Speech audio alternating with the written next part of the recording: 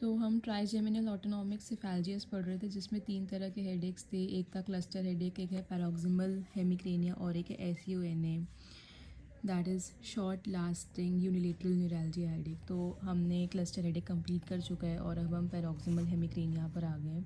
Paroxysmal हेमिक्रेनिया क्या होता है? इसमें यूनिलेटरल हेडेक होता है, मतलब सिर में सिर्फ एक ही साइड पे हेडेक होता है, ठीक है।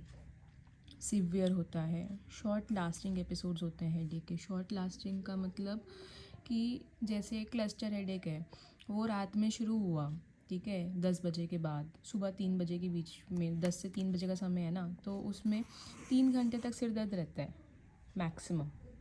ऐसे ही पैरोक्सिमल हेमिक्रेनिया में शॉर्ट लास्टिंग एपिसोड्स है ना, तो इसमें कम से कम या तो कहीं बार 2 मिनट, ठीक है, कई बार वो 2 मिनट से 30 मिनट्स तक, बस इतना ही हेडेक रहता है, इतने टाइम ही रहता है, ठीक है। शॉर्ट लास्टिंग एपिसोड्स हैं हेडेक के।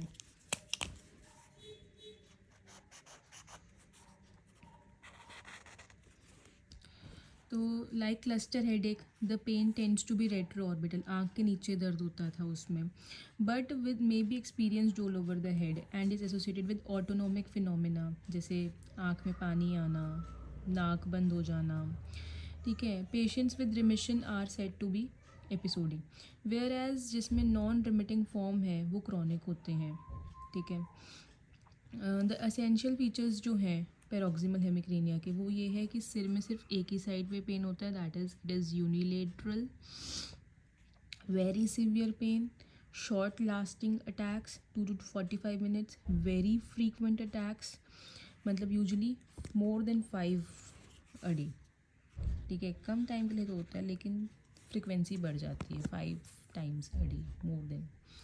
Marked autonomic features ipsilateral to pain, rapid course, मतलब less than 3 days, excellent response to indomethacin, तो अगर आप एंडोमेथिसिन की ड्रग दे देते हो तो उससे सिर दर्द सबसाइड हो जाता है, ओके। क्लस्टर हेडेक में क्या था, वहाँ पर मेल्स को होता था mainly as compare to females, ठीक है। यहाँ पर क्या है, मेल्स फीमेल्स इक्वल। ट्रीटमेंट क्या है, एंडोमेथिसिन दो 3 times a day, 25 से 75 mg डोज, ठीक है, which can completely suppress the attacks of PH as a treatment of choice, although therapy has complicated by indomethacin induce, मतलब अब ये ड्रग है, इसके साइड इफ़ेक्ट्स हैं कि भाई पेट में कुछ गड़बड़ हो सकती है, तो उसके लिए आप कंटेंटी देना नो कंसिस्टेंटली इफेक्टिव ऑल्टरनेटिव, मतलब एंडोमेथिसिन के अलावा कुछ और नहीं दे सकते, लेकिन उन जीआई इफेक्ट्स को ठीक करने के लिए आप कोई एक्स्ट्रा मेडिसिन दे सकते हो।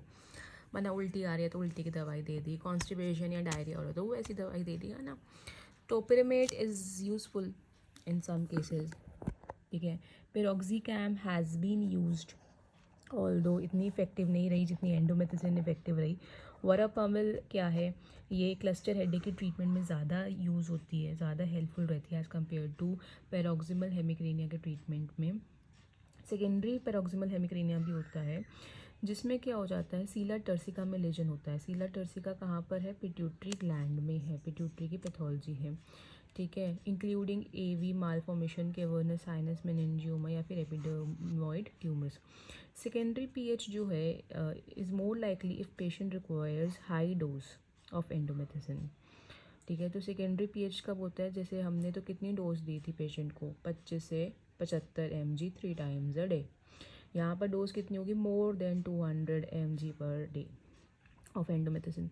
तो in patients with apparent bilateral PH raised CSF should be suspected, कि भाई अगर बायलेटरल, पहले तो यूनिलेटरल हो रहा था, डोज भी कम दे रहे थे, सेकेंडरी में क्या हुआ, डोज भी बढ़ानी पड़ी, बायलेटरल भी हो गया, तो अब सीएसएफ एग्जामिनेशन करना चाहिए। It is important to note that जो एंडोमेथिसिन होता है वो सीएसएफ के प्रेशर को कम करता है।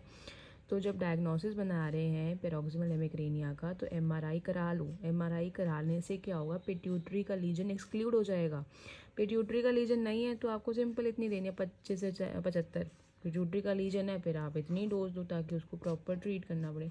तो एक छोटी सी समरी देते हैं इस टॉपिक की। पैरोक्सिमल हेमिक्रेनिया क्या है, एक ट्राइजेमिनल ऑटोनोमस सिफेल्जिया है। ये क्या है, एक यूनिलेटरल हेडेक है, सिवियर होता है, शॉर्ट लास्टिंग होता है, ठीक है। इसमें ट्रीटमेंट ऑफ चॉइस का एंडोमेट्रियसिस है। ये 4 मेन पॉइंट्स हैं इसमें, ठीक है। सेकेंडरी पीएच क्या होता है, जब कोई पिट्यूटरी ग्लैंड में सीला टर्सिका रीजन में कोई लीजन हो जाता है तो उसको देखने के लिए आप एमआरआई कराओ। एमआरआई में अगर वो लीजन आपने एक्सक्लूड कर दिया है फिर आप इतनी डोज दो 25 से 75, लेकिन अगर लीजन मिल जाता है बाय चांस तो आप सीएसएफ एग्जामिनेशन भी कराओ, क्योंकि सीएसएफ का जो प्रेशर है वो ये एंडोमेथिसिन की इतनी डोज देने से कम होता है। बट अगर वो बढ़ रहा है और एमआरआई में आपको लीजन मिल रहा है तो आपको क्या ट्रीटमेंट देना है, आपको एंडोमेथिसिन ही देनी है, बट हाई डोज में, more than 200 mg per day, ठीक है। तो here we are completed with the topic. Thank you for watching this video.